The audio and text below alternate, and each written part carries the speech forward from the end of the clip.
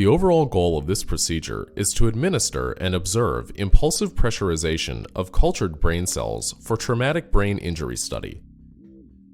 This is accomplished by first inducing neuronal differentiation of cells cultured using retinoic acid.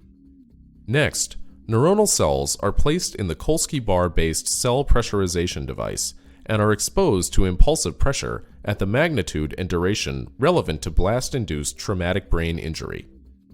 Lastly, the cells are subjected to molecular biology assays to evaluate cell damages and possible mechanisms of traumatic brain injury. The results from microscopy inspection show neuronal cell death and neurite axonal structural loss at impulsive pressurization of 2 megapascal magnitude and 0.7 millisecond duration. The main advantage of this technique over existing methods such as fluid percussion is that there are no negative pressure sections and the time duration is well controlled.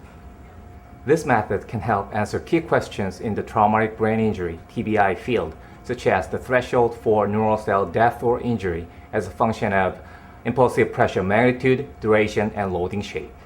Though this method has so far been used in our group to study blast-induced TBI, but it can also be used for other types of traumatic brain injury, such as impact-induced TBI.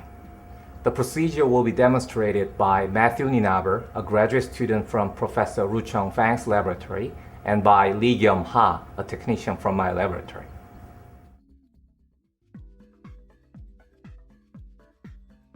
This experiment utilizes a Kolsky bar set up as a cell pressurization apparatus. The apparatus consists of two 6-meter aluminum alloy